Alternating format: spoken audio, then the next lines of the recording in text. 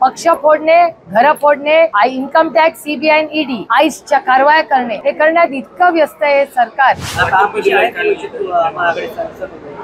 आमचा सगळ्यांचाच प्रयत्न आहे की प्रत्येक व्यक्ती जी लोकशाही मार्गाने लोकशाही वाचवण्यासाठी आणि संविधान वाचवण्यासाठी जे कोणी पक्ष आहेत आम्ही सगळ्यांनी एकत्र या देशासाठी लढावं, एवढीच आमची भूमिका आहे।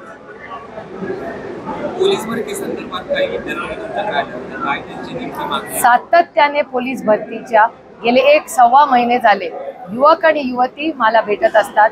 त्यांची कागदपत्र त्यांना वेळ मिळत नाही, त्यांचे जातीचे दाखले तपासणी तहसीलदाराकडून होत नाहीये।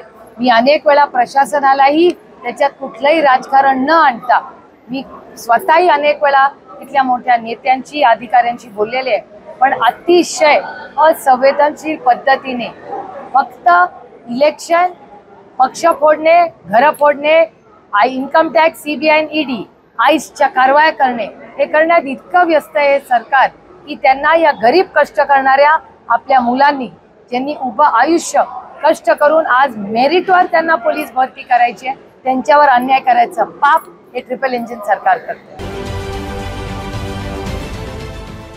देश विदेशातील प्रत्येक घडामोडींचे लाईव्ह अपडेट मिळवण्यासाठी आता साम टीव्हीच्या सर्व सोशल मीडिया प्लॅटफॉर्मला लाईक, फॉलो आणि सबस्क्राईब करा।